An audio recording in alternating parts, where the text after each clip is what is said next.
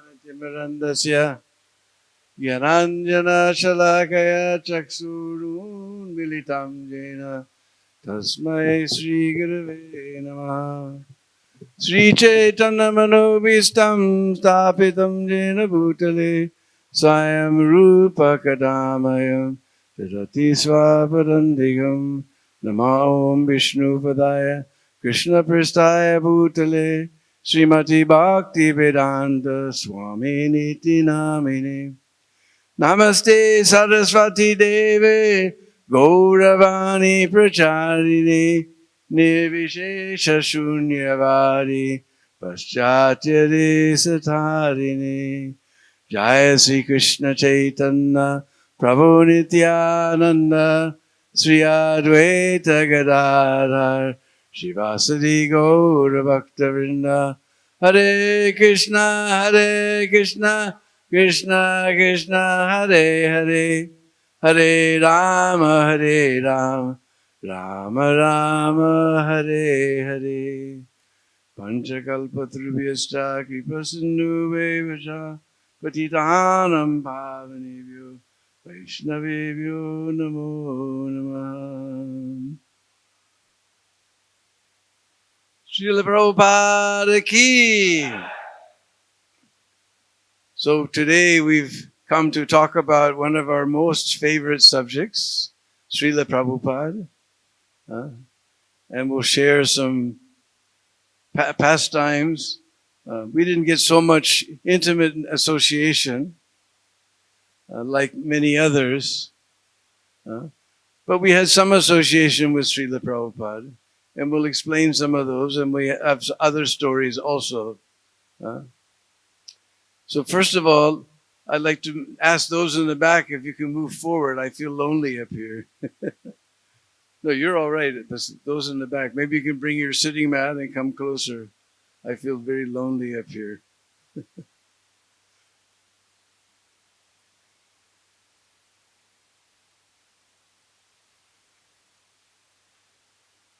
fact, I almost was going to sit in a chair on the floor, but our cameras won't let me.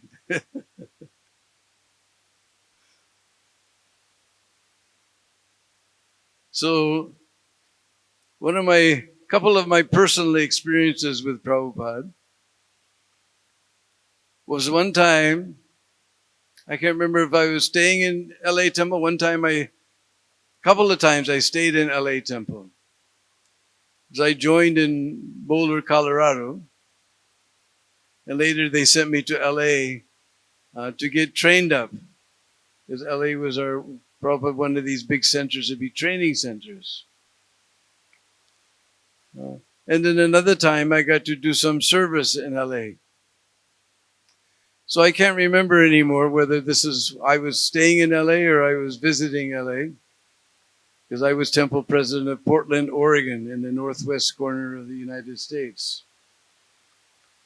So anyway, whenever I was in the class, I would always make sure I was right in front of the Vyasa-san. So I was right up front, right beside Srila Prabhupada's Vyasa-san. And before class, Prabhupada went like this.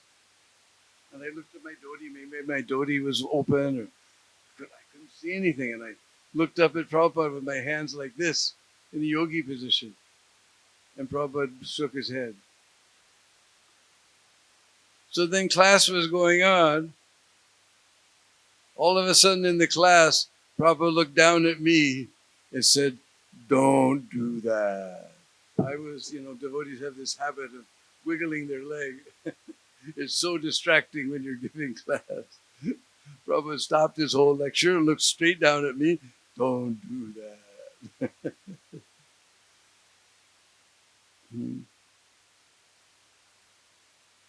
Another time, again, I was right in front of Prabhupada, and Prabhupada stole that story. Punarmusika Bhava, again become a mouse.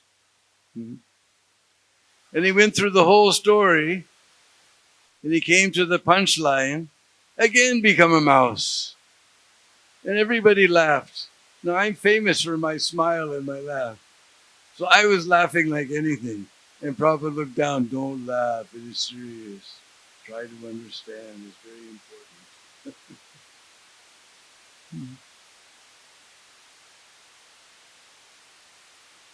These are a couple of personal interactions with Srila Prabhupada. Anyway, everyone always asks, when did you first meet Prabhupada? Well, like I said, I joined in Boulder, Colorado.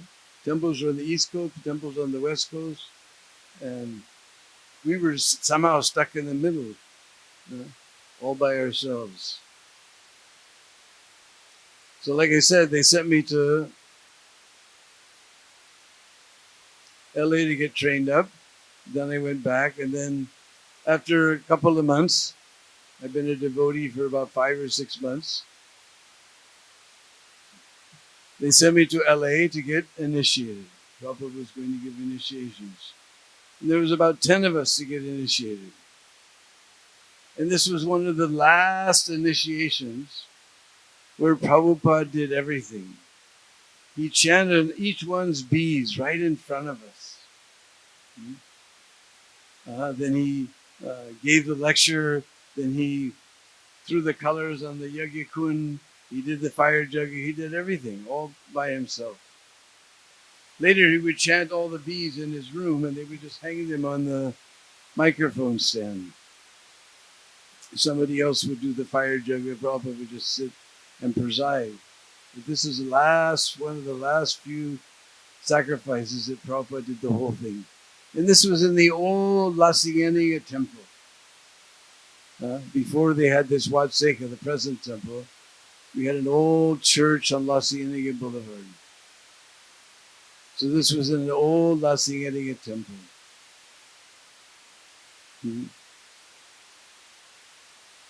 So, anyway, so I came to LA to get initiated. It was Saturday when I arrived, sometime in the afternoon. Lasiyaniya temple, there was no place for Prabhupada to stay like Vatseka. So he stayed in a flat nearby. He came in the morning for darshan artik, and then he gave class, then he would have kirtan, and then he would go back to his flat. So we arrived afternoon, so we weren't going to see Prabhupada till the next day. But in LA, every Saturday night, they go, we used to go to Hollywood Boulevard. Now you all know Hollywood. Especially you may have seen Bhavananda in Hollywood, right? So, now in America, if chanting God's name on the street is your religion, the police cannot stop you. But if you block traffic, they will get you on that one. So we found a place in front of a restaurant called Diamond Gym. In this holy place, we won't describe what they were serving inside this restaurant. But there was a triangle-shaped area in front of the door of the restaurant, back from the sidewalk. So we could push people into that triangle-shaped area. The footpath stayed free, so we were happy and police were happy. Only Diamond Jim was very unhappy. I told this story here in Vrindavan one time. Gargamuni was here.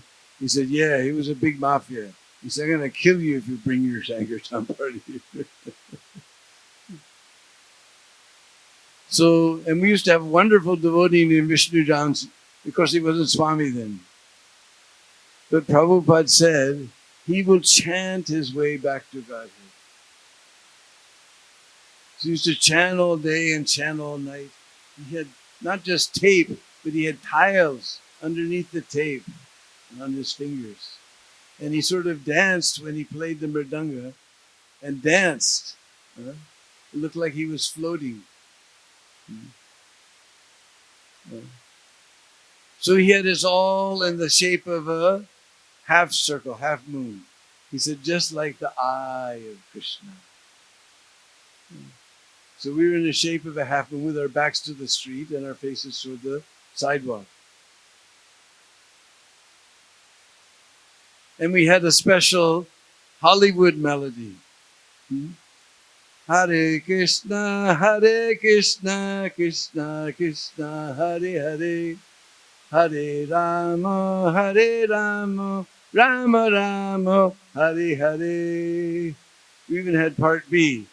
Hare Krishna, Krishna Krishna, Hare Hare, Hare Rama, Rama Rama, Hare Hare. And Vishnu John used to sing very fast and play mridanga very fast. He said, we don't want any gaps for Maya to enter. So we were chanting like that. All of a sudden, Vishnu John's eyes got bigger than saucers. And he hit the street. Now, we didn't see anything in front of us that would make him do like that, because he was standing like this. He can see the sidewalk. He can see the street. So it must be something behind us. So we all turned around, and there was Srila Prabhupada in a little car, Ford Admiral. Now you know how old I am. You probably never even heard of a Ford Admiral. Garga Muni told me just that night, Prabhupada asked, take me to the Hollywood Boulevard. Let me see the devotees spreading the Sankirtan movement of Lord Chaitanya in this horrible place. Just that night. So Garga Muni drove in, and we turned around. There was Prabhupada, and we could see him in the window. He was making pranams to us. He was so grateful that we were spreading Lord Chaitanya's Sankirtan movement in this horrible place. He was making pranams to us. We felt so embarrassed. We wanted to crawl under the sidewalk and disappear. So we paid our obeisances also. But that was the first time that I ever saw Srila Prabhupada. He was giving, you don't want to know who we were. We crashed Chitragupta's hard drive. Chitragupta is the secretary of Yamaraj. We crashed his hard drive, kind of keep track of our sinful activities. And the pure devotee was paying obeisances, pranams, to us. We were so embarrassed. We just hit the floor. So that was the very first time that I met Srila Prabhupada. So next day, we got our initiation. So like I said, Prabhupada chanted on everyone's beads right in front of us. So there was 10 people, so it took a very long time. I invited my mother even, and she left because it was going on so long. But at least she saw the deities and saw Prabhupada. So finally, Prabhupada took my beads. And in the old days, it wasn't that you went to the temple store and you guys got some nice Tulsi japa beads from Loi Bazaar. You had to make your own japa mala. We would buy these beads from Tandy Leather Company. Because hippies used to string beads on leather straps. So Tandy Leather Company had all types of wooden beads. And Bhavananda made me a devotee, so he got the whitest, clear, beautiful beads. So I handed my beads to Prabhupada, and Prabhupada was chanting on them. And so he was holding the beads like this. And he chanted, Hare Krishna, Krishna Krishna, Hare Hare, Hare Rama, Hare Rama, Rama Rama, Hare. First on the tip, Hare Krishna, Krishna Krishna, Hare Hare. Then he rolled it on the side, Hare Ram, Ram Ram, Hare Hare.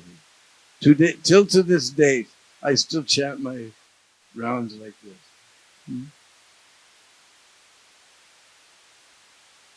So then Prabhupada asked me, so how many rounds? I said 16 at least. And Prabhupada said, what are the 4 rules and regulations? And I said, no meeting, no illicit sex life, no gambling. But then my mind froze. I couldn't think at all. It just froze. Some Brahmin Srini behind me was yelling, no drugs, no drugs. I said, no intoxication. And Prabhupada laughed and said, yes, no LSD. He knew exactly where I was at. And he laughed at his own joke. It was so sweet. No LSD. And then Prabhupada laughed at his own joke. So then he handed me my beads. He said, your name is Deena Bandhu. Deena Bandhu means the friend of the humble. And I guess I still had this shocked look on my face from forgetting one of the regs. So Prabhupada looked at me and he said, I must have looked shocked. So he said, it is all right? It is all right? I said, oh yes, Prabhupada. Very nice.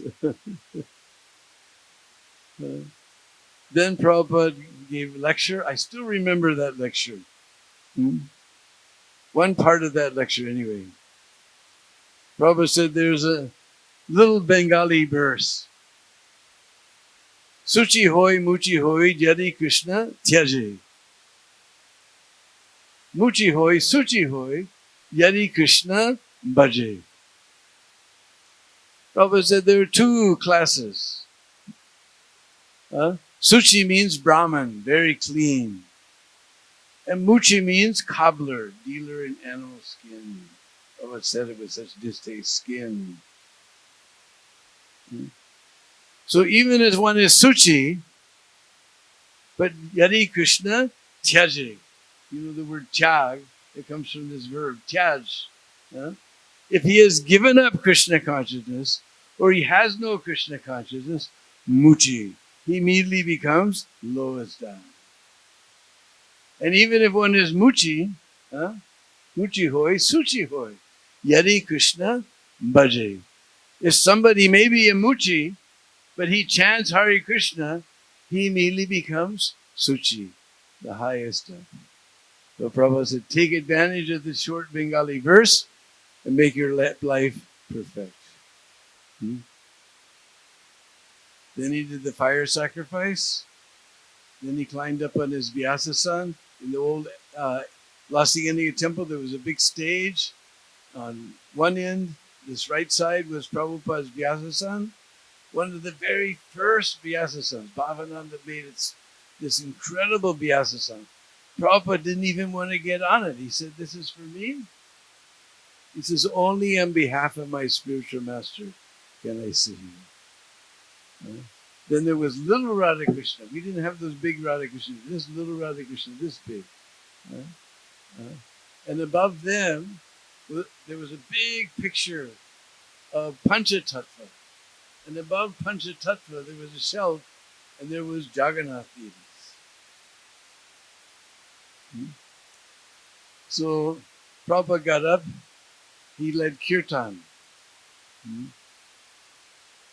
So we were all dancing in front of Prabhupada like anything. Now in the old days, it wasn't that you went to the temple store and you bought nice cotton dhotis from Loy Bazaar. We had to go to J.C. Penney's or Woolworths, and we get this 35% Dacron, 65% nylon, peach-colored cloth, and cut it and make it into a dhoti. Now, like I said, the devotee who made me a devotee was Bhavananda, very flashy fellow. So he got the sleekest, most beautiful peach-colored cloth, very shiny and silky, very slippery. So there I was dancing in front of Prabhupada, and suddenly I felt my dhoti. I mean, they just grabbed like this and were just standing, jumping up and down like this.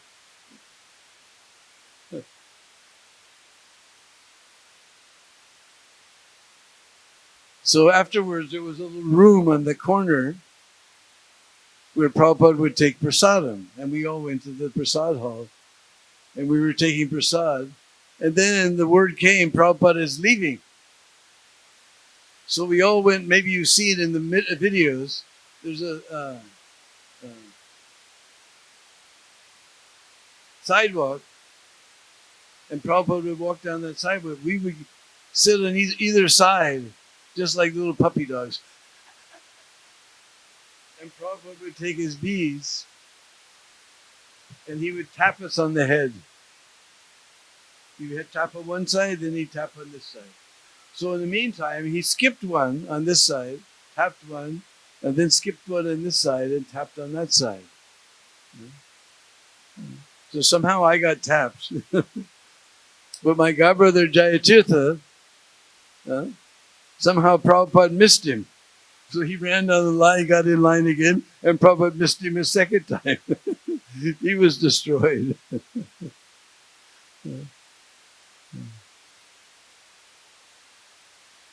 So that was Prabhupada.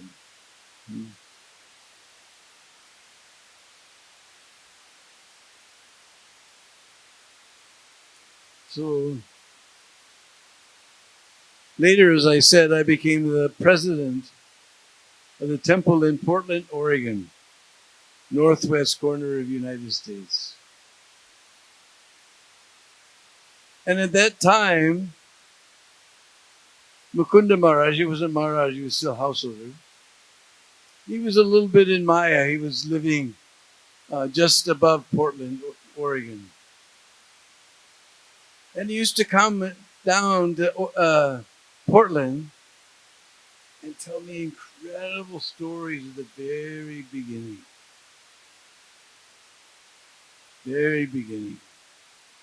Mukunda was a musician, rock singer. And his group was just getting famous. And they were just feeling the pinch of material success. Prabhupada walked into his life just at that point when his heart was being pinched. Because in the beginning it was all fun, just jamming together, playing whatever they wanted.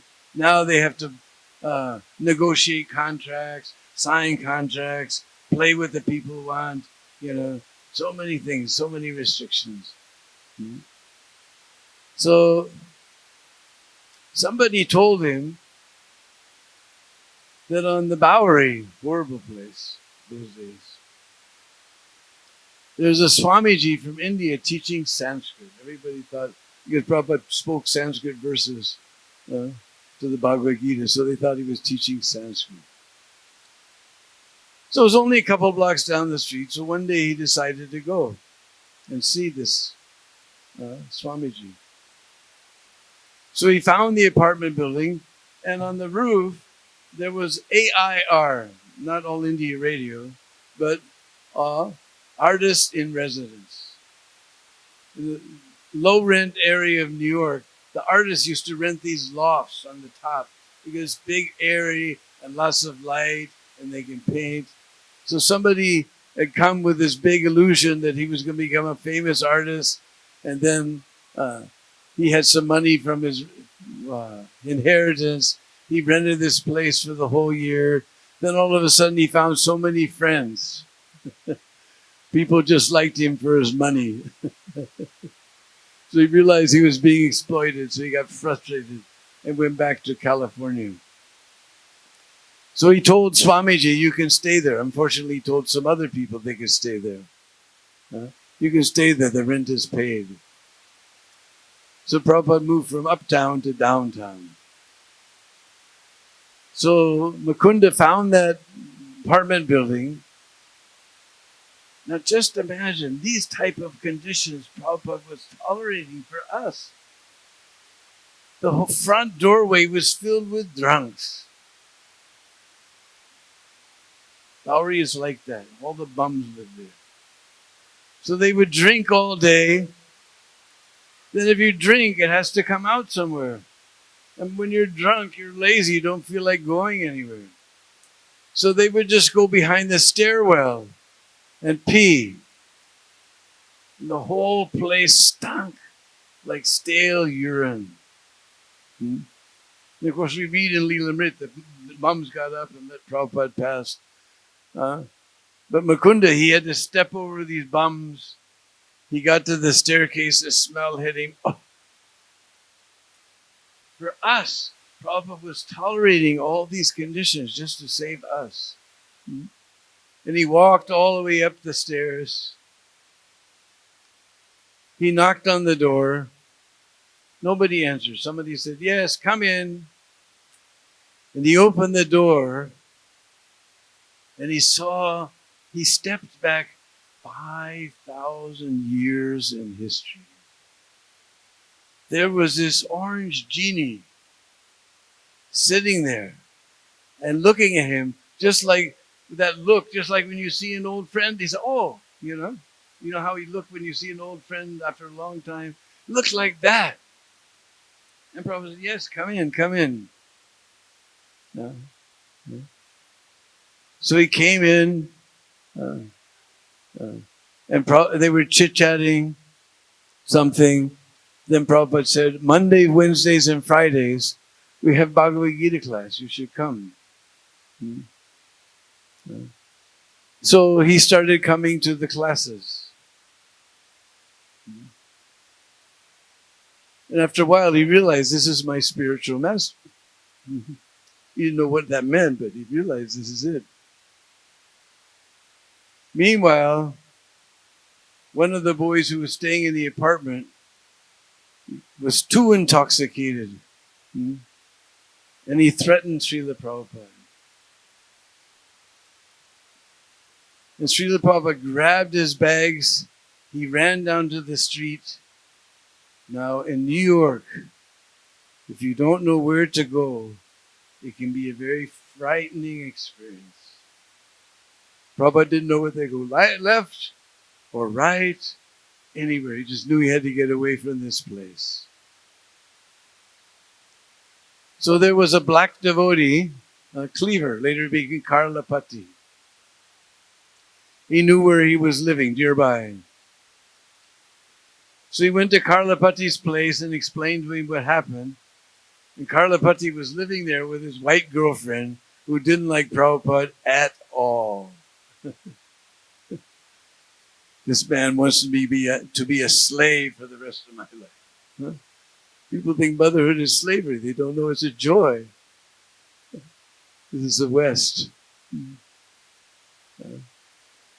So they had Prabhupada sleep on the couch. It was very uncomfortable. And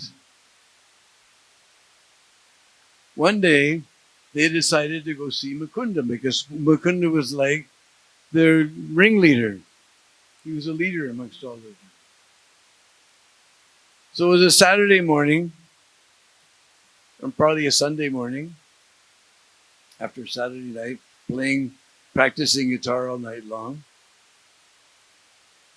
So they were sound asleep. He came around 7 o'clock. 7 o'clock was ungodly hour for us in those days. So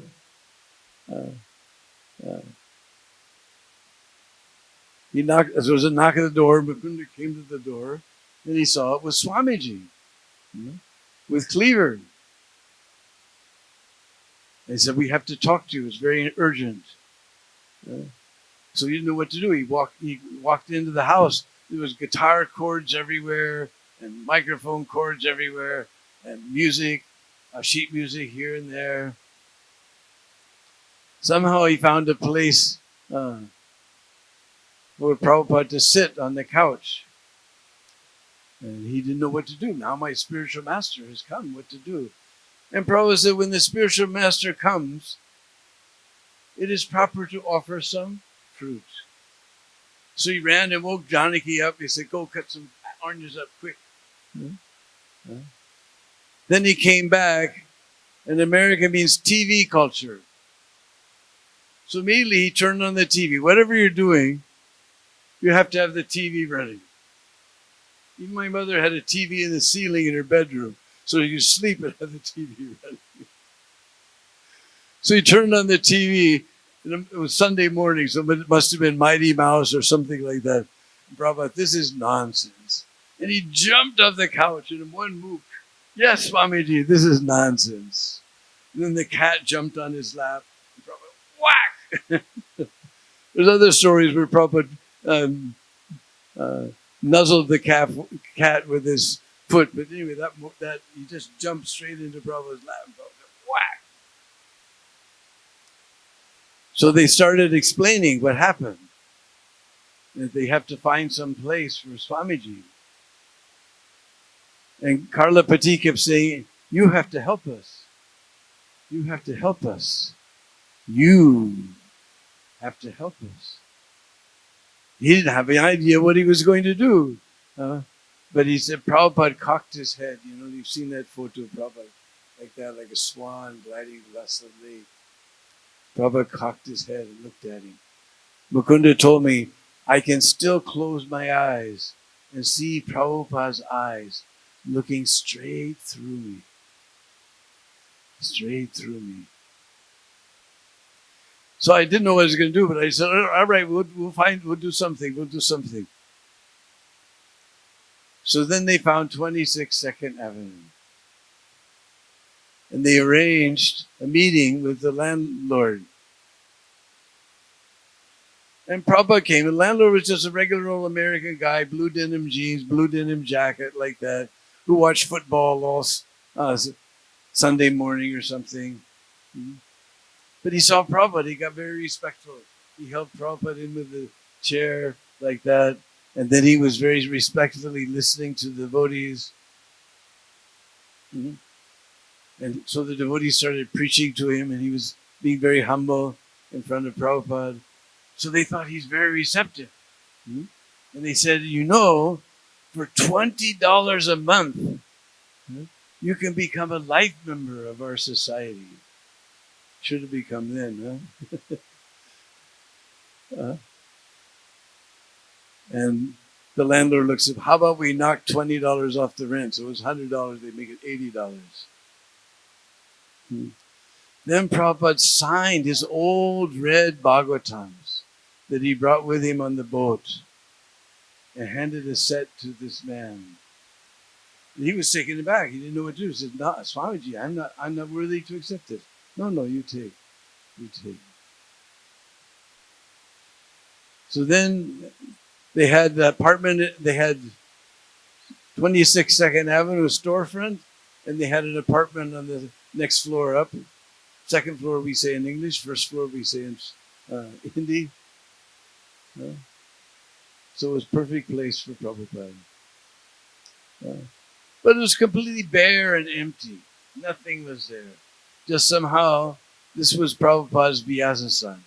They got some old milk crates and a dirty old Indian rug and placed it on top of the milk crates, and that was Prabhupada's Vyasa. Prabhupada was so humble.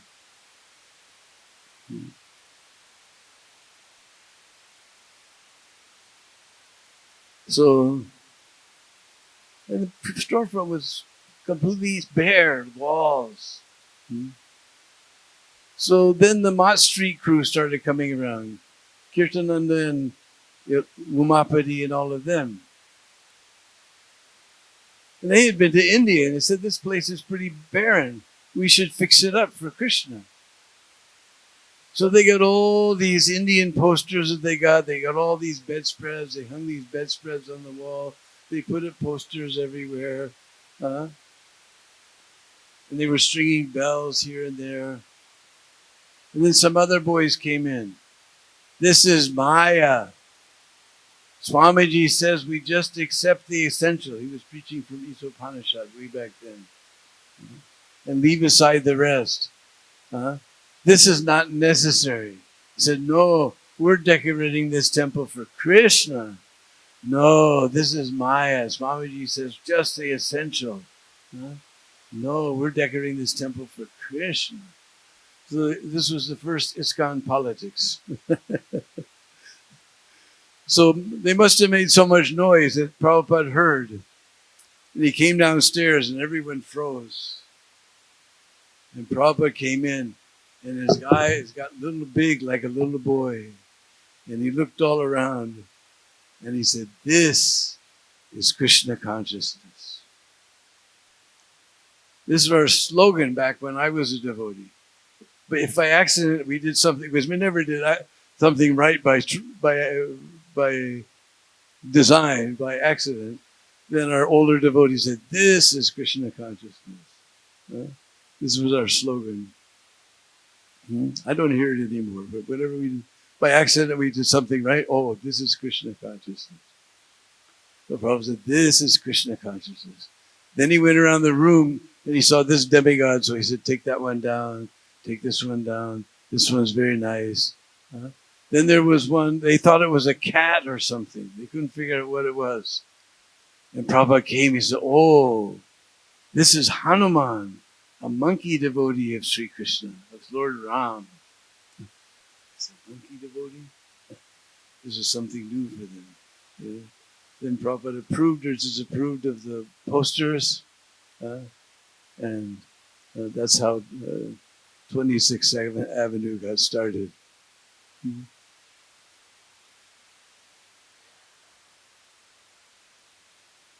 And that's how Mukunda became devotee, now Mukunda Swami.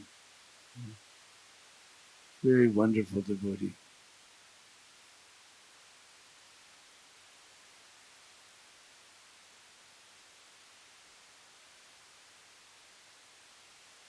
So one time, again, I can't remember if we were visiting LA or I was living in LA.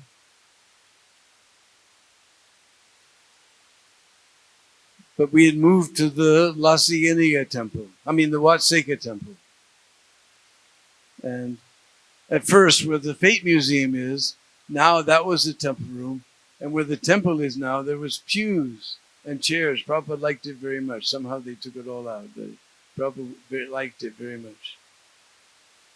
So, temple was in the room where the Fate Museum is now. It was a great big hall. And there was 3 altars. There was Gaurnitai, there was little Radha Krishna, and great big Jagannath. And in between Gaurnitai and Radha Krishna, there was a pillar with Charnamrit sitting on top. So every morning Prabhupada would come in. He would pay his obeisance to Gaurnitai. He would take Charnamrit, pay obeisance to Radha Krishna, pay obeisance to Jagannath, and sit on the Vyasa and give class. So one morning, because his room was upstairs, so one morning he came down the stairs. He came in that, there was in the very back of the hall, there was a doorway. And Prabhupada came through that door, and he put his head like that. And said, what is in Krishna's eye? What is in Krishna's eye? Now, I've stood there by that door. You can't even tell, because those are little Radha Krishna. You can't even tell if Krishna even has an eye, what to speak of in the eye. So Krishna must have told me. He immediately said, what is in Krishna's eye? Even the pujaris, they ran to the altar and they couldn't find anything. Then finally one very cleverly looked. A little flake of tilak had fallen off into Krishna's eye.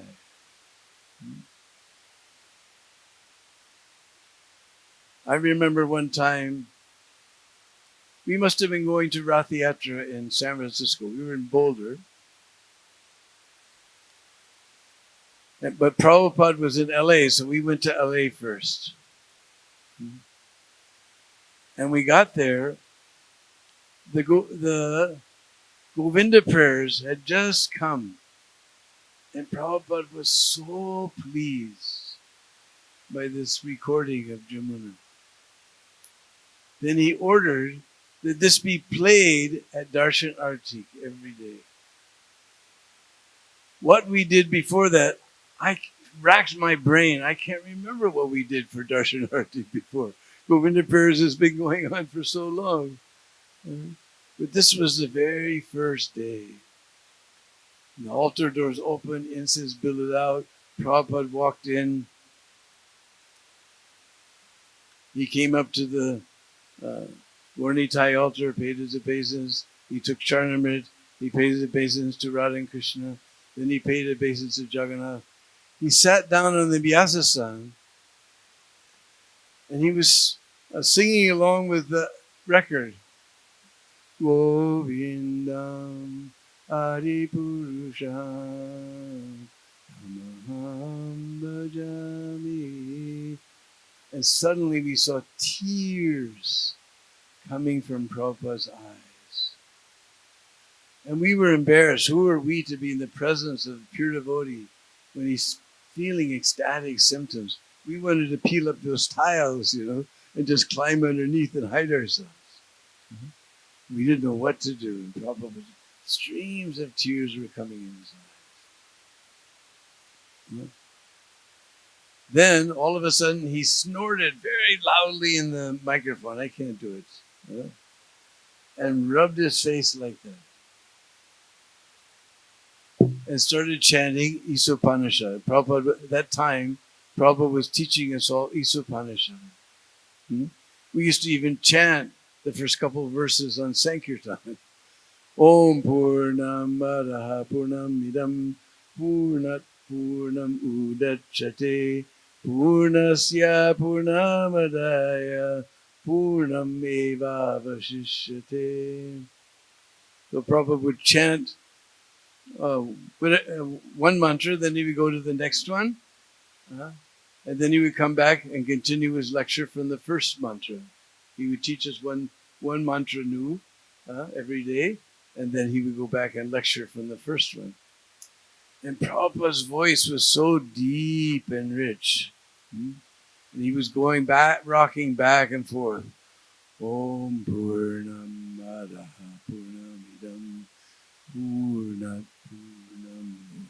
He was just like a captain of the sea ship that was taking us across the ocean of Kali. I saw Prabhupada just like the captain. He was rocking back and forth just like a ship. It was so nice.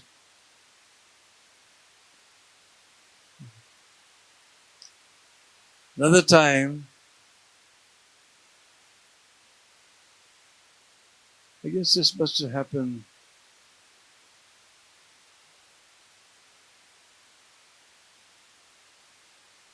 sometime when we were staying in LA. Like I said, I always made, when Prabhupada came to the door, I was already right there. When he come to the Charnamrit, I was right there. So Prabhupada came in, he paid the base of the Gornitai, then he took some Charnamrit, and I was right in front of him. And I was the one who got it. Prabhupada had the most horrible look. And he said, "It is salt. It is salt." And I didn't do it. But Prabhupada was looking straight at me. "It is salt." The most horrible look. So then he finally sat on the Vyasa. And he said, "Who has done this? Who has done this? You have no responsibility." And they called this poor Bhaktin. Actually, we made her Bhaktin in Boulder, but everyone wants to be in the big temple, so she went to the big temple. So that was her duty every morning, was to mix the Charnamrit with sugar. And brothers, you have no response. If you do not know the difference, then you taste first. Why have you done this? Why have you done this? This poor little Bhaktin, she was shaking like a leaf. She didn't know what to say. "Oh, Krishna's mercy, Prabhupada." It is not Krishna's mercy. It is your stupidity. Somebody else should take this service.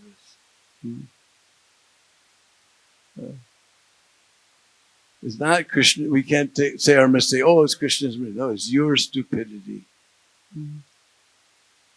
Then I never saw her again. And I worried she must have blooped. That was so heavy for her. Then one day, Radhanath Swami was giving a class about how fame and infamy follow you. He said there was one devotee in New Vrindavan. I'm not going to tell her name. She was the one who put salt in the Charnamrita. And when she walked around New Vrindavan, everyone say, she's the one who put salt in this. Their infamy had followed her. After class, I said, no, you have to tell me your name. I made her a devotee. So she actually got initiated through Chitra. It was so nice to know.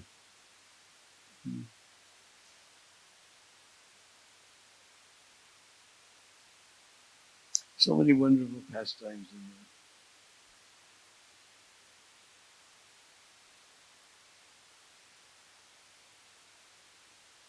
Then, I can't think of any more LA pastimes right now.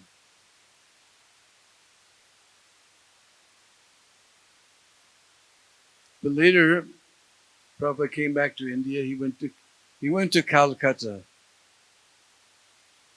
Jamuna told me this story.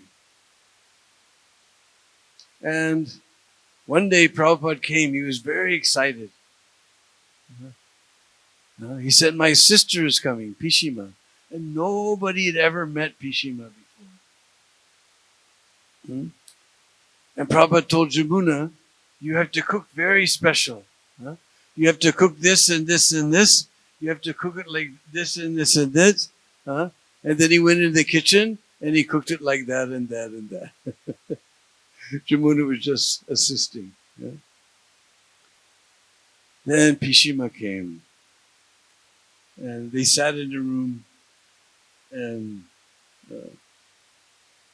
Jamuna brought in the 2 silver thalis with the little silver katoras and brought them to Prabhupada. And he and her sister were just jabbering away in Bengali. Because without chattering, Bengalis can't digest. I know, because when I lived in the ashram, the Bengali pujaris lived next door and they come back at 10 o'clock at night.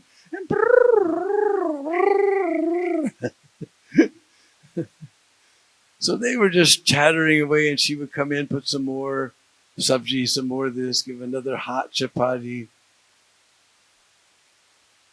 And one time she came in, and Prabhupada had taken all the empty katoras and stacked them up on his thali. And Jamuna said, Swamiji, do you want something more?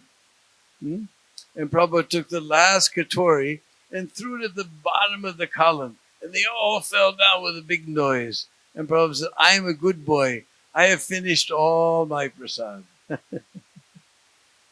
And she said, and her? Shall I give her more? And Prabhupada looked at his sister. She doesn't know one word of English. And Prabhupada said, this fat old lady, if you give anything more to her, she will explode. And then he smiled at Pishima, and Pishima smiled back. She doesn't know this word of English, what they were saying.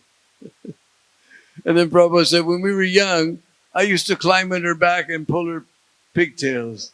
And then Prabhupada smiled at Pishima, and Pishima smiled. And Jamuna, she realized Prabhupada was intoxicated from eating so much prasadam. They were jabbering away and he just ate and ate. He just realized Prabhupada is intoxicated. Oh, Swamiji! So this was a wonderful story, Calcutta story. Probably the only one I know. Then Oh, we were talking about Isopanishad. That reminds me of a wonderful story I heard from my older god sister, Koshalya, when there was the 30th anniversary of Bombay Temple opening. They invited her over, paid her ticket. She came for the offer memories of the old days. So she told this wonderful story because they were traveling with Prabhupada all around India. And when they got to Surat in Gujarat, because the Gujaratis, they're crazy for Krishna.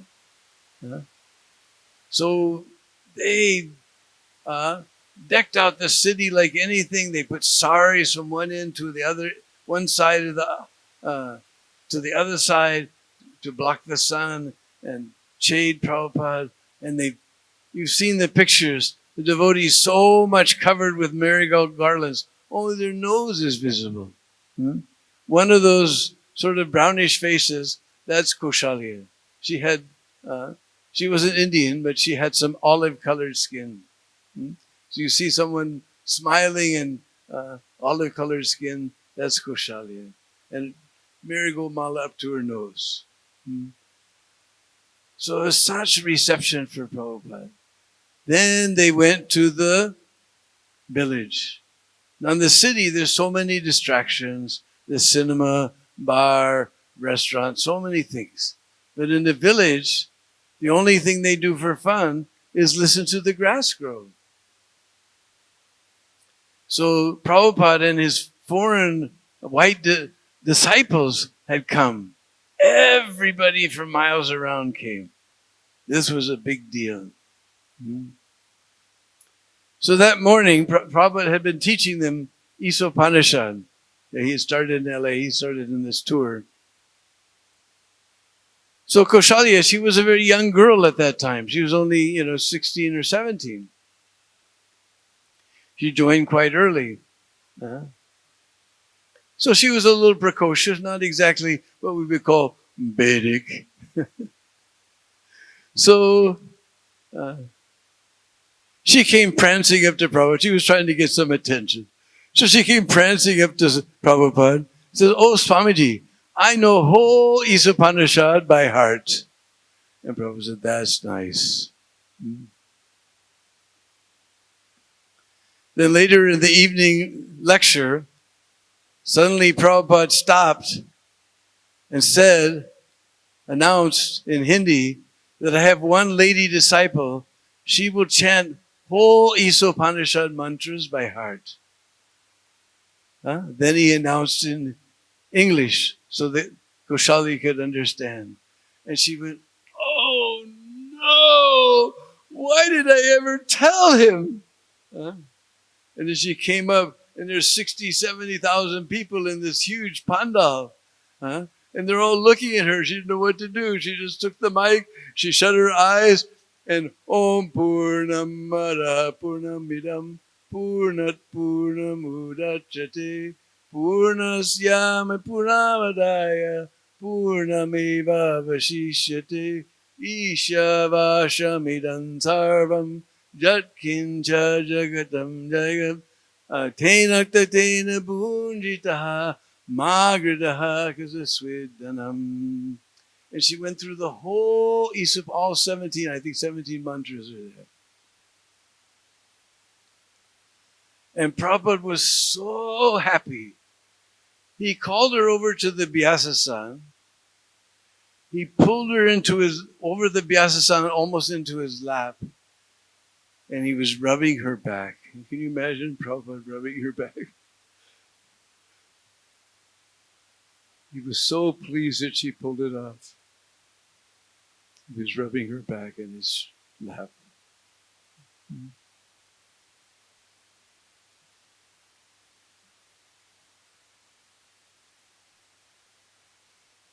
Well, here's a nice LA story. We all know the song, Ebaro Karuna Koro Vaishnava Gosai. So one of the lines is, Darshani Pavitra Koro E Tumara Gun. Gangara Parasha hoile paschate bhavan. Parasha, this is old Bengali, this is Sparsh. We know Sparsh, right? From Bhagavad-Gita. Matra Sparshishta Kaunteya. By touching Ganga. Touching Ganga is a poetic way to say taking bath in Ganga. Paschate, after some time, Pavan will become purified. Darshani Pavitra Koro Eto Maragun. Just by taking darshan of a Vaishnava, we immediately become pure. In LA, we had the practical example of this verse. One time, Prabhupada was coming to the airport in LA, LAX.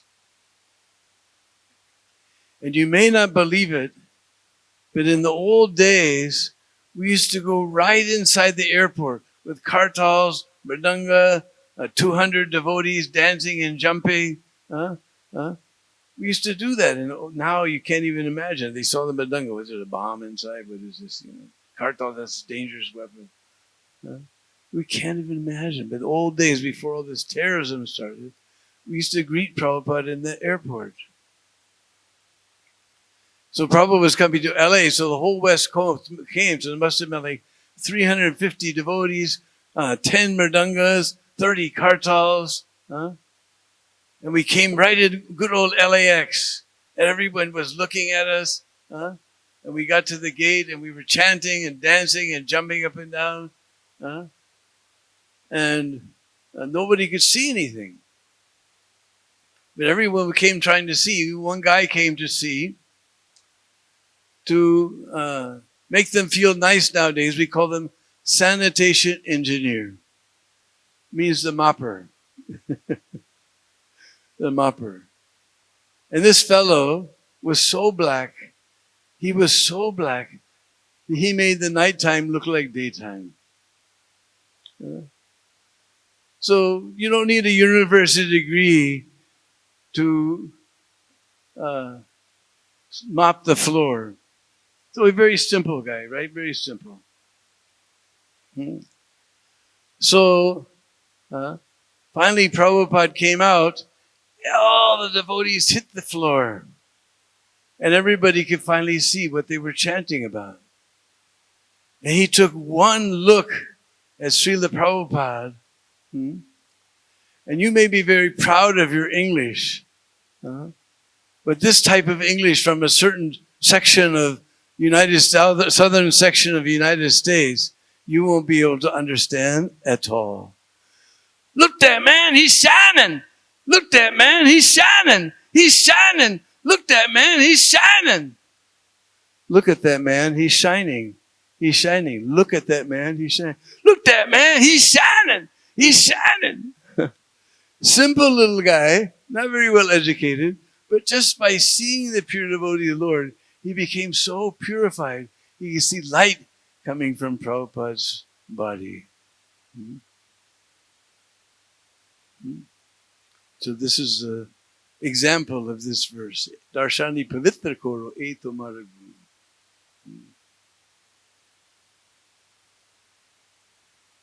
Oh, another story. This is a very wonderful story.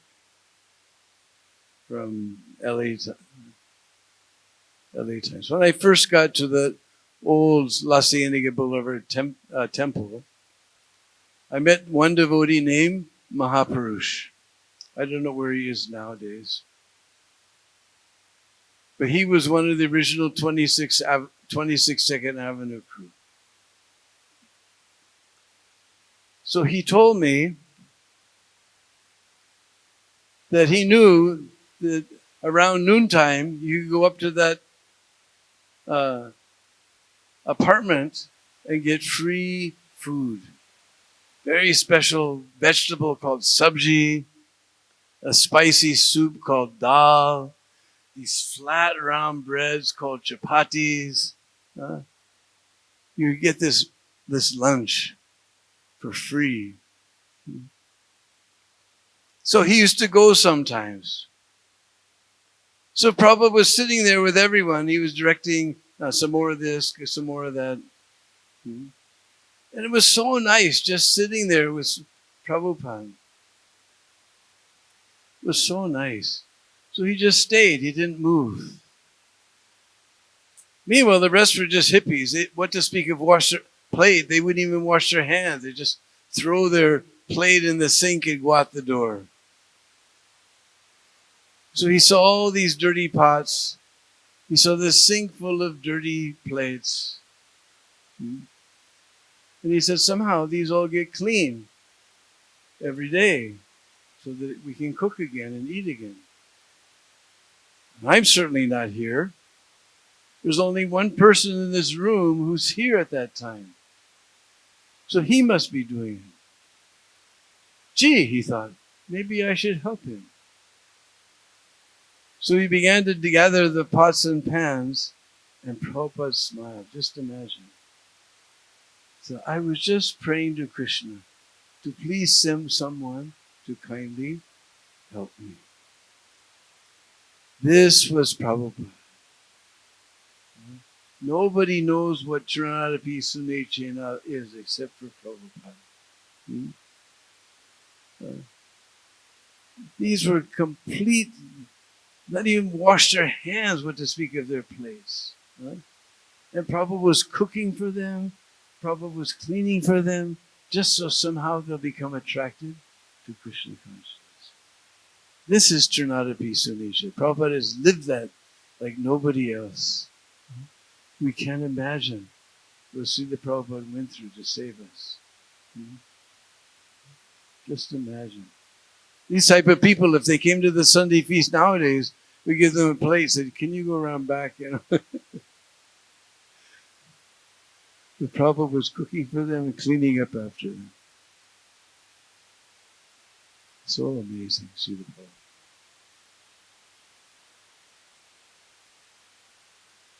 Oh, we'll tell an old LA story, way before my time. Because in the very old days, Prabhupada used to go for a walk on Venice Beach.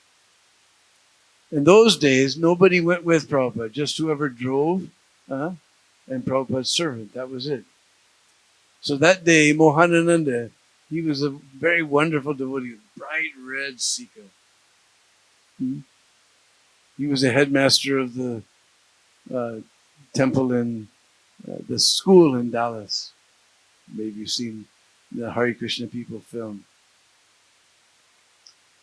So Mahananda, he took Prabhupada down to the beach, and then they walked on the beach together, very quietly. And suddenly on the beach, they saw a whole group of well-to-do people standing there watching the sunrise over the city. Because LA's on the west coast, so it doesn't rise over the sea, it rises over the city. And as they got closer, one of them recognized Prabhupada. And he came running. Oh, Swamiji! Swamiji! You remember me, Swamiji? Take away the mustache, Swamiji. You remember me, Swamiji? And Prabhupada said, no. He said, I let you come on my show. It was Ernie Kovacs. I let you come on my show. Very proud. And Prabhupada said, I do not remember. And he looked at Mohanananda. And everybody knows Prabhupada was on the Ernie Kovacs show. But Mohanananda thought, well, if Prabhupada doesn't remember, I don't remember. He said, no, I don't remember, Swamiji. And his whole false ego just went, so Prabhupada saw that he smashed his ego. He said, oh, do you come here often? He said, sometimes we come to watch the sunrise. He said, Prabhupada, I walk here every day. I walk here sometimes. And then Prabhupada went on, leaving him there with his deflated ego. I let you come on my show. But I do not remember. Do you remember? Well, I don't remember Swamiji. Everyone knows Prabhupada was on Ernie Kovacs show.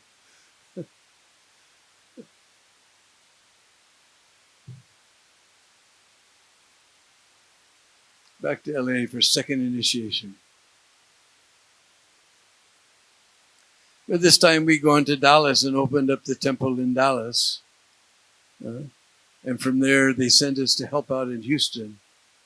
Well, in Dallas, I got married to a Kuti, very wonderful, more wonderful devotee than me. And she still hadn't been initiated, but every time they wanted to send beads, Prabhupada said, don't bother to waste the potion, I'm coming.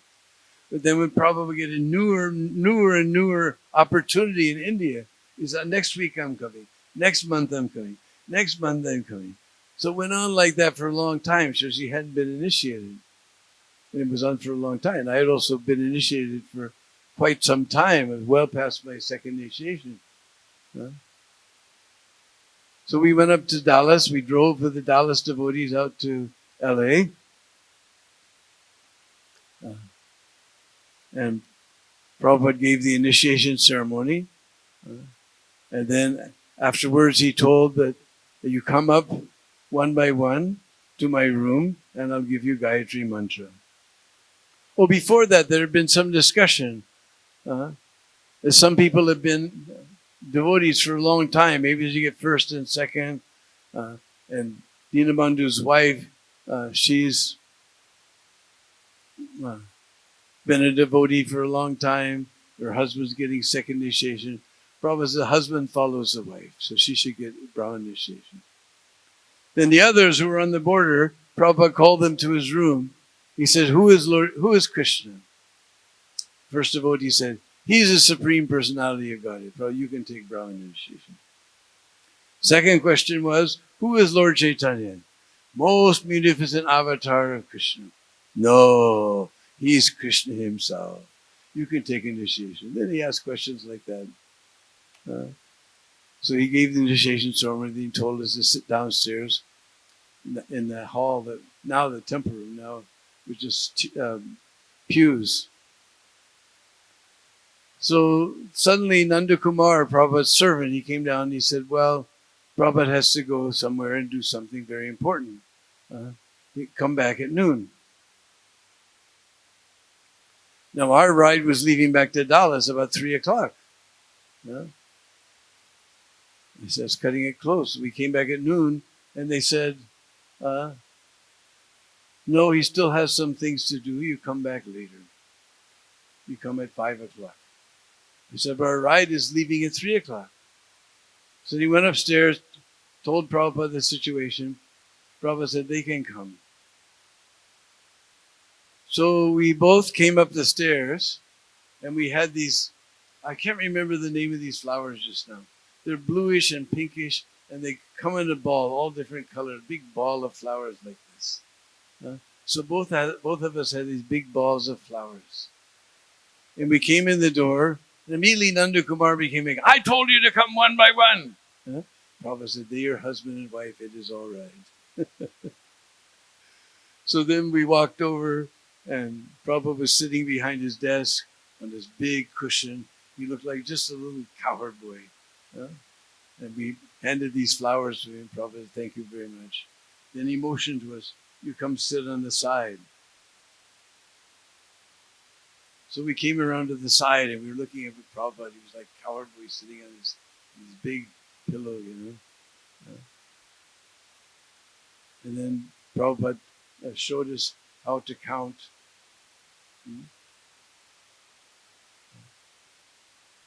Then he gave us some papers.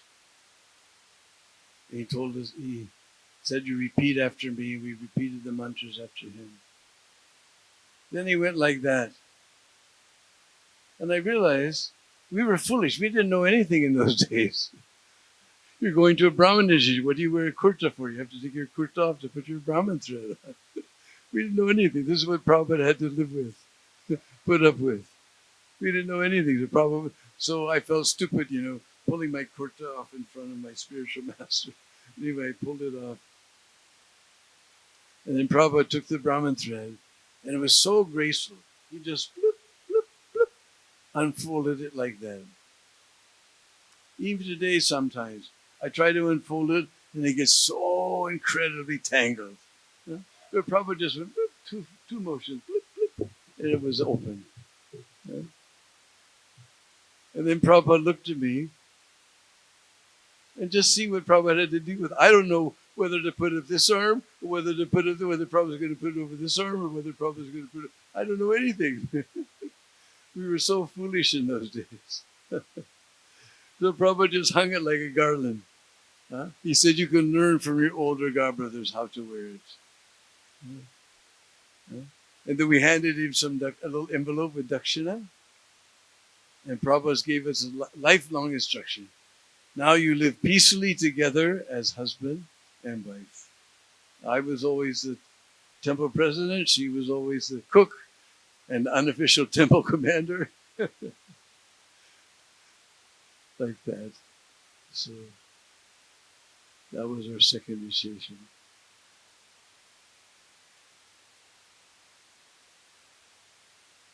One Kartik, Sham Sundar told me how the Krishna book came into being. We all love to distribute Krishna book. But Prabhupada was in London, staying at John Lennon's estate, and the manuscripts for Krishna book came. And Prabhupada was so happy, he was looking through it backwards and forwards. And also they sent the estimate that would cost around $20,000 to print it. And everybody, $20,000, that old days, I mean nowadays that's just the electric bill. But $20,000, that was a lot of money. Everybody thought, what are we going to do? And they began discussing ways to finance it. And then Prabhupada looked at Sham Sundar. He said, you can just ask your friend George Harrison to pay for it. And Sham Sundar said, Swamiji, Prabhupada, you don't understand anything. I never ask him for anything. Whatever he's done his own. He brought the wood for the beams in the Puri Place temple. He put the marble on the floor. He made the marble. Well, tomorrow we go to look for marble for the altar. I never ask him. Whatever he does, he volunteers. Prabhupada said, no, you can ask him. But Prabhupada, that's not my relation. If I ask him for something, I just like everyone else after his money. Prabhupada said, no, you ask him. Krishna will help you. Anyway, anyhow, he could not convince Prabhupada that this was a very bad idea. So the next day, George Harrison came along with some very famous sculptor. I just slipping my mind his name, to pick out the marble and make the design for the altar. So all day long they were in the marble shops. Then finally they went to George Harrison's house and sat down for vegetarian lunch. And then after lunch, they went to George Harrison's drawing room. Now, this must be something British. We don't have drawing rooms, but you don't draw there. They call it the drawing room. I don't know why. So they were sitting in George Harrison's drawing room, and Samsung realized after this everybody's going home, and I didn't ask the question. Then suddenly he got a bright idea. How to make someone else the bad guy. You know in politics how you make someone else the bad guy? I'm going to teach you right now. There was a lull in the conversation. So Sham Sundar said, George, the manuscript for Krishna book came. And his eyes perked up. He said, yes? Yes, the manuscript for Krishna book came. And Prabhupada asked me to ask you, that's how you make someone else the bad guy. Prabhupada asked me to ask you if you could pay for it. And George Harrison's face got dark. He said, how much is it? About $20,000. And George Harrison's face got darker. Suddenly there was a lightning bolt, either right on top of the house or right outside the house, but the flash and the thunder were simultaneous. And all the lights in the house went blink, blink, blink, blink, blink, and went out. And the windows were old windows, so the putty was very loose, so the windows were rattling with the thunder. The lights blinked out. And Shamsar was sitting there. I told Prabhupada, this is not a good idea. I worked so hard in this relationship. Now everything is finished. I worked so hard. Suddenly, blink, blink, blink, the lights blinked on. And George Harrison had a smile from ear to ear.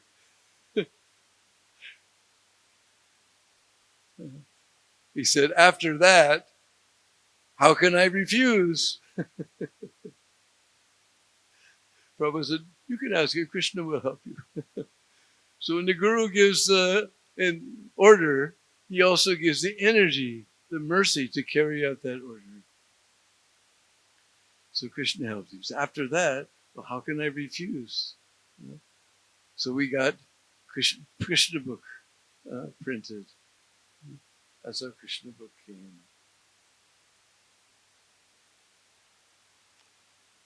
Well, this is very old pastime.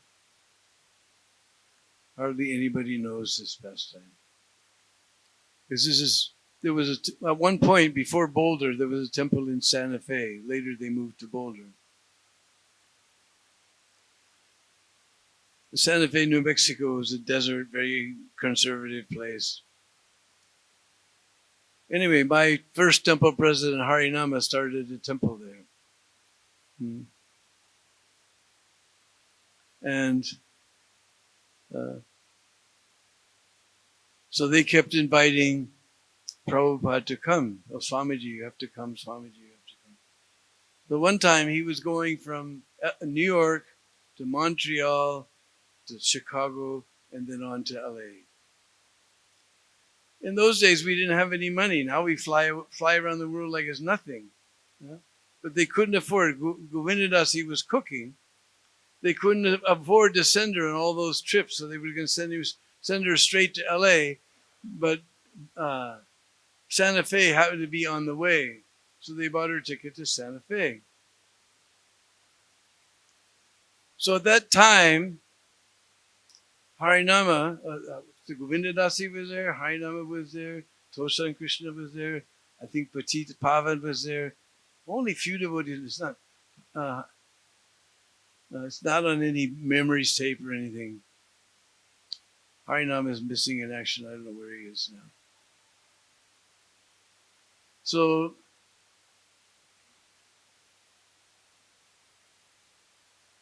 Govindadasi came. Well, Harinama, in America, we have a certain type of spider called black widow. It's got a little red spot on its belly, and their bite is poisonous. Won't kill you unless you're a very old man or a little baby. But it can make you very sick. So Harinama got deathly sick. He was in delirium. And Govindadasi flew in. And she went into town and talked to all the doctors. Now, Santa Fe is 1 mile above sea level. 1 mile above sea level. You know how hard it is to breathe at that level. And they all told her that if anybody has a heart condition, this is a bad place. And she went to Harinama. It's whole hysterical. Prabhupada, I can't stay here. This place is too high. It's not good for heart condition. Like that. And somehow he was half delirious, so he listened to her. So they decided we'll send Prabhupada straight on to LA. So now at the temple, everybody knows that Prabhupada is not coming. So nothing's arranged. And the temple only has this little Volkswagen Bug, if you remember those creatures. Tiny little Volkswagen car. And the airport is in Albuquerque, not in Santa Fe. So they had to drive up to Albuquerque. And Prabhupada came off the plane, and Harinam's leg was stiff. He couldn't fold his leg. So when he paid his obeisance, he stuck his leg out funny. And Prabhupada, what does it matter with your leg? He said, it doesn't matter. But Swamiji, you can't stay here. You have to go immediately to LA. And Prabhupada looks at them. You boys send me so many letters that I should come, and now I came, and you want me to go away? And Govindadasi blurted out, but Swamiji, this altitude is not good for people with heart conditions. And Prabhupada said, oh, you think that I'm an old man? You think that I'm an old man? And then they were really flustered. They didn't know what to do. Oh, you think that I'm an old man? So then they didn't know what to do. What should we do? What should we do? Huh? So Prabhupada said, what do you think we should do? No, Swamiji. You're the pure devotee. What do you think we should do? Well, that does not matter. What do you think we should do? Then they realized how foolish they were. So they said, no, you should come back to the temple. So they got in this little Volkswagen bug is very small. So Prabhupada was riding in the passenger seat. Govindadasi was behind. Harinama was driving. And he had all these questions. When Swamiji comes, I'm going to ask this, I'm going to ask that, I'm going to... Now Swamiji is sitting right next to him. He couldn't think of a single question. He just kept saying, Swamiji, it's so nice to have your association. And Prabhupada would smile and say, yes, and it is so nice to have yours. And they drive a little more. He said, Swamiji, it's so nice to have your association. And Prabhupada would smile and say, yes, and it is so nice to have your association. So, like that, they drove back to the temple. Now everybody in the temple knows Prabhupada's not coming. Now my god-sister Mayamaya, she wrote a book, Prabhupada is coming. And somehow or other, when Prabhupada is coming, things that take 3 months get done in 10 days. So nothing had been made ready for Prabhupada to come. And Prabhupada came, he got out of the car, everybody was shocked. They thought Prabhupada wasn't coming. And Prabhupada walked into the temple. He wanted to see. This is like a new frontier, new temple. He had temples on the East Coast, the West Coast. This is in between. So he paid his obeisance to Lord Jagannath. And then he went and looked in the kitchen. Nothing had been cleaned up. Then he went, he wanted to see. This was a new frontier for him. The Prabhupada walked to the Brahmachari ashram. Now you don't want to imagine what a Brahmachari ashram looks like when Prabhupada's not coming. Dhotis and everything everywhere. And Prabhupada just looked and Harinam said, but Prabhupada, we didn't know he just looked and he looked inside the bathroom. And he looked at everything. He toured the whole temple. And he came back and he sat in the middle of the temple room. And he pulled that famous white bag. Prabhupada opened that little white bag. And it was a plastic bag inside that had besan laddu. But because of the heat, they had all melted and they were flat. So nobody even knew what a besan laddu was those days. But somebody had given them to Prabhupada on his journey. So he opened up his bag, he opened up this besan laddu, and he began to distribute to the devotees. Harinam thought it was some type of sweet peanut butter. He'd never seen a besan laddu before. And then some hippie boys were visiting the temple, and they just happened to be sitting there, and they looked at Prabhupada, and they said, Swamiji, who is Krishna? And very matter-of-factly, like everybody in the whole universe knows. Everyone knows. Prabhupada just looked at them and said, Krishna, he's a little cowherd boy in Vrindavan. who's the Supreme Personality of God. Just said it like that. Somebody who doesn't know anything, he's like, who is Krishna? Krishna, he's a little cowherd boy in Vrindavan who's the Supreme Personality of God. Just like that. So this is Prabhupada's Santa Fe visit. Well, Jamuna told some nice stories about Vrindavan. Because we've all heard the Nectar Devotion classes. This is first Kartik festival. And Prabhupada came, so many devotees started to come. And it became noisy downstairs. So there was an apartment upstairs where Jamuna and Gurudas were staying. So Prabhupada, he wanted to move upstairs. And they could move downstairs. So they moved everything out of the room. They brought Prabhupada upstairs, and then they started bringing Prabhupada's things upstairs.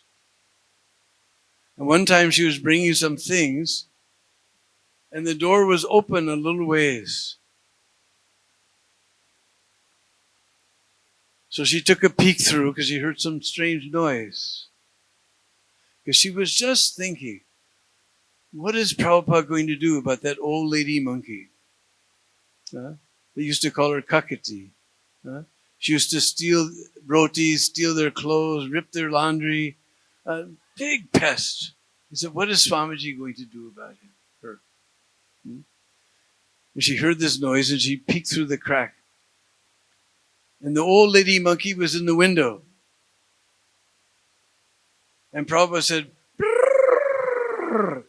And the old lady said, brrr. And Prabhupada said, brrr. And the old lady said, brrr. And Prabhupada said, brrr. And the lady left. And Jamuna came inside. Swamiji, what was that? He said, I told her to go away and not come back and bother. And they never saw that monkey again.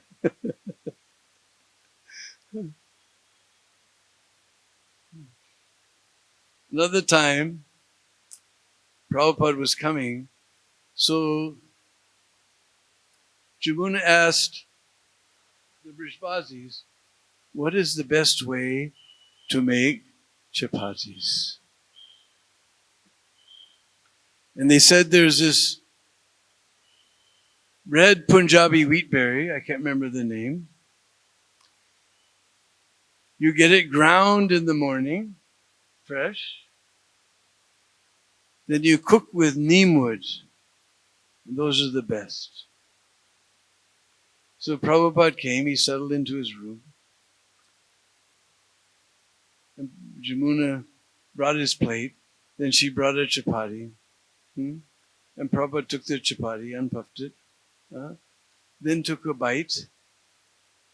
He said, this is that red Jamuna wheat berry, whatever the name was. You ground it this morning. And you cooked it with neem wood. Right like that, Prabhupada just immediately understood just by the taste.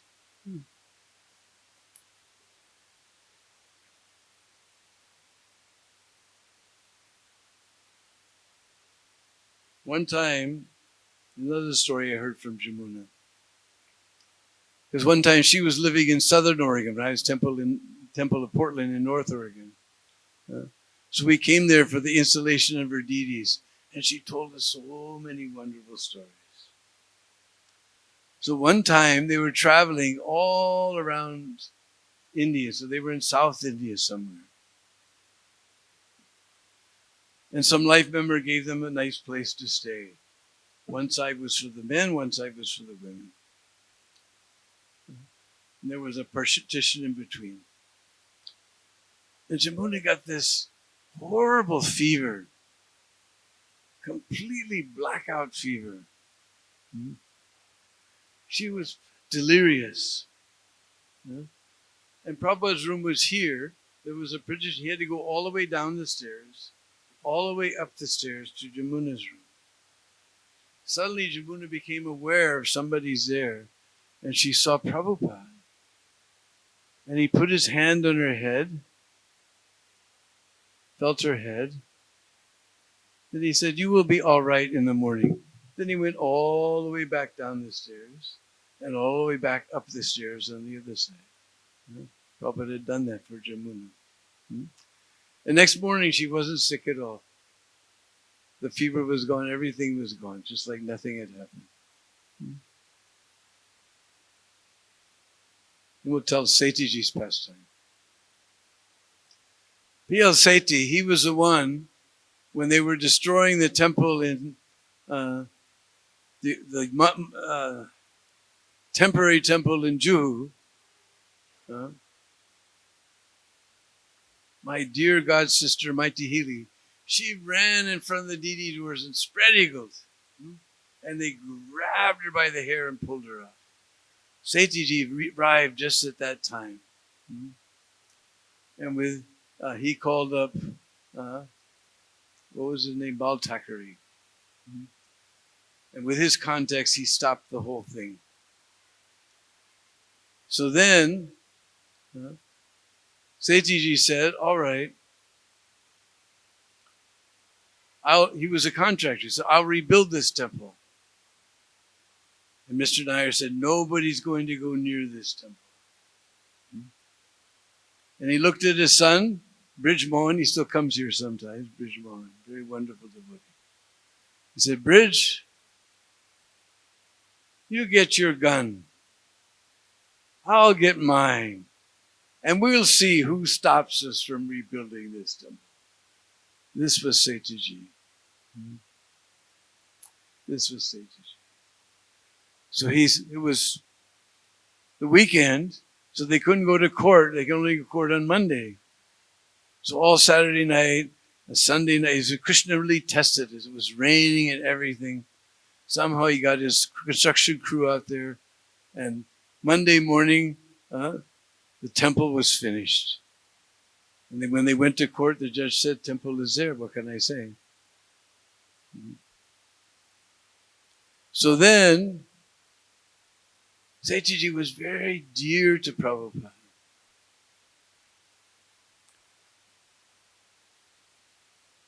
One time, just to show how dear, because Setiji always used to come when Prabhupada came to Bombay. He didn't live far away from Juhu scheme. So,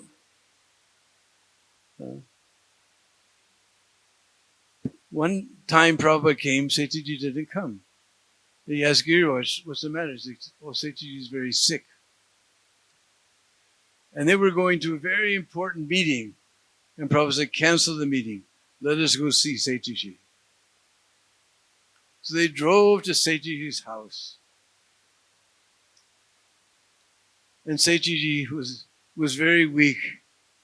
It says, Guruji, they put this machine for my heart. I guess it was a pacemaker. I don't know.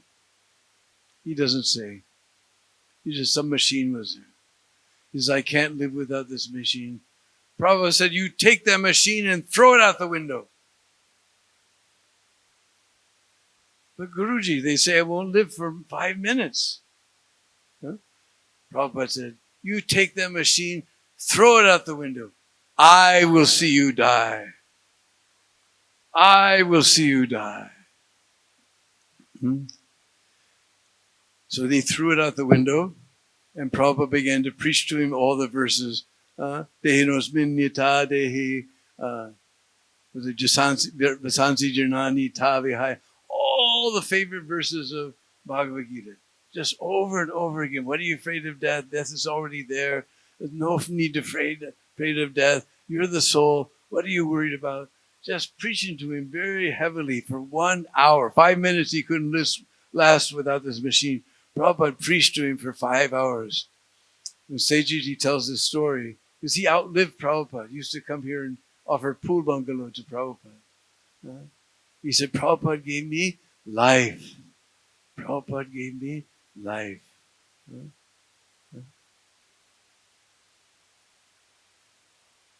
So they finally decided there was no place for the devotees to stay in Juhu, but there was all these apartment buildings. And somehow by the renter laws, and even now, it's very difficult to get tenants out of your apartment. So Sejiji suggested, I'll build apartments on the roof. And all the devotees and Prabhupada can stay, and the devotees can stay. So everyone agreed. So then he built a nice room for Prabhupada. Prabhupada moved in. Then he was building some more for the BBT office and for the devotees. And he came one day, and his all his cloth was covered with cement dust and dirt and everything. And he thought, how can I go before Swamiji like this? He took one step and he said, but how can I leave without saying my leave to Prabhupada? So he went up to Prabhupada's room, paid his obeisances. Prabhupada saw all the dirt. He said, so you are building rooms for my devotees? He said, yes, Guruji. And I am building your room in Goloka Vrindavan.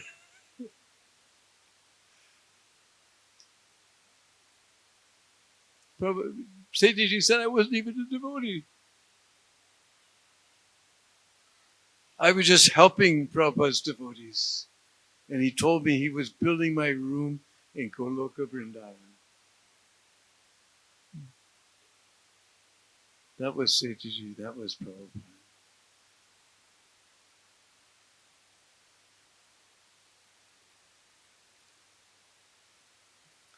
So we're getting down to the end.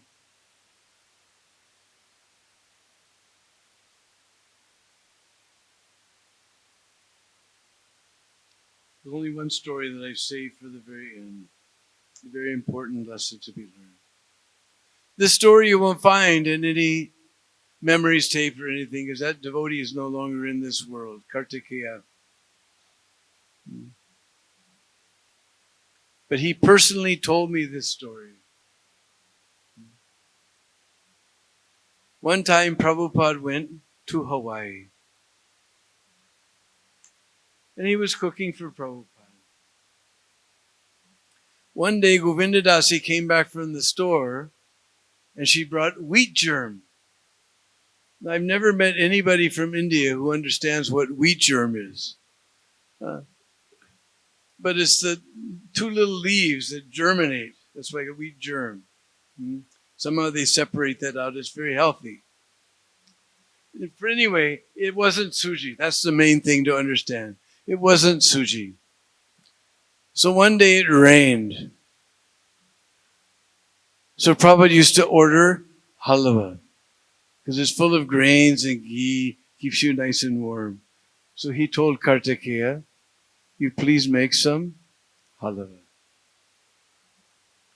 So Kartikeya went to the kitchen. He said, I'm going to make it with wheat germ instead of the suji, the cream of wheat. And Prabhupada will be so pleased. Prabhupada will be so pleased. The old days, Swamiji will be so pleased. So the whole time he was cooking, he was just thinking how pleased Swamiji is going to be. This is going to be so pleasing to Swamiji. So then he offered it. Then he put it in a silver bowl. He brought it into Prabhupada's room. Prabhupada took one look. He said, halava means suji. Halava means suji, cream of wheat. What is this? And then with his left hand, Prabhupada said, take it out. You reject something by left hand, that's very heavy. Take it out. So Kartikeya was a very,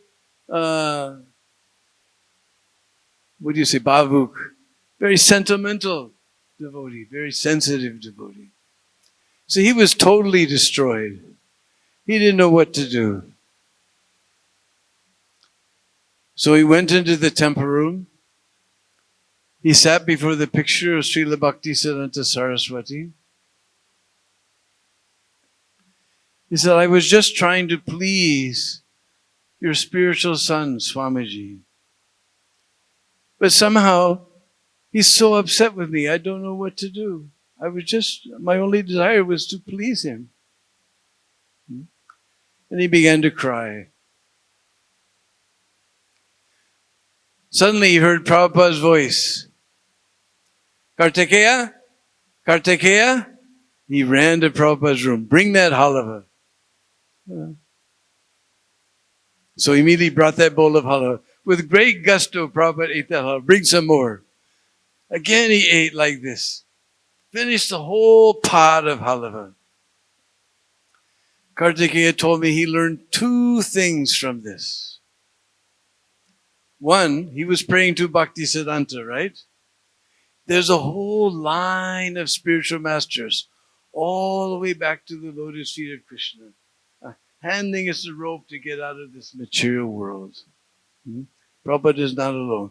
Whole line of spiritual masters are behind him. And number 2, Prabhupada always said, the grandfather is more merciful than the father. The grandfather is more merciful than the father. I have practical experience in my own life. My grandfather had one of the, nowadays we call convenience store, little of everything. So one side was all the chocolates. So me and my brothers and sisters always go to that side. And my father, who had to pay all the dental bills, no, no, no, no, no, no, no, no, no. And Grandpa, from behind, he was giving us. So sometimes you're feeling that we're so unfortunate. We didn't get to be with Prabhupada like you. We didn't see Prabhupada. We didn't get Prabhupada's association. Don't think you're unfortunate. You're more fortunate than us. Because Prabhupada is your grandfather's spiritual master. He'll be more merciful to you than to us. And I see it. The second string of devotees are doing so much wonderful service. It can only mean Prabhupada's mercy is abundant. So never think you're unfortunate. You're very fortunate. You have Prabhupada as your grandfather's spiritual master. Srila Prabhupada ki. So now it's time for Artik. Oh, one more story. One more story. We have 5 minutes. Yeah. One time, after the 74 Mayapur Vrindavan festival, the municipality announced they weren't going to give us permit for the property in Juhu. And the police commissioner said, our Harinam is a public nuisance. So Prabhupada wanted to Sankirtan protest. He wanted all the devotees who could to come to Bombay. So of all people, Vishnujan Swami came canvassing for people to come to Bombay. In those days, the flight was very terrible. We used to go from Delhi to Beirut to Athens, Athens to Rome, Rome to Paris, Paris to London, London to New York. It was a horrible flight. I was sick like anything. I had no desire to go on that flight. So when they offered that we could come to Bombay, I said, great. So somehow or other, though it was impossible, Tejas, who was president of Delhi, he was able to do impossible things. He got us all our visas extended. It was impossible. The type of visa we have is impossible. But he got it extended. We got these trains. They got us train tickets. Those days, the trains didn't even have padding on the seats. It was just hard wood. It was just hard wood. And this was a 36-hour train. So we were sitting in this 36-hour train, having kirtan every once in a while, all the way to Bombay. And this guy kept wandering through the car.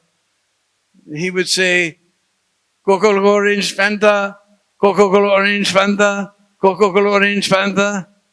And I looked at Deena, who was my older Indian godbrother, black godbrother from DC, but he'd been in India for a long time. I said, what is he saying? So you don't know?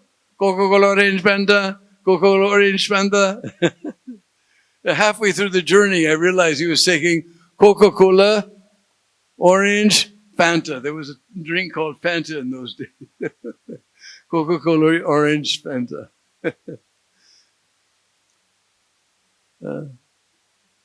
So we got to Bombay, and every day we would do Harinam all around the property and probably give lecture at night.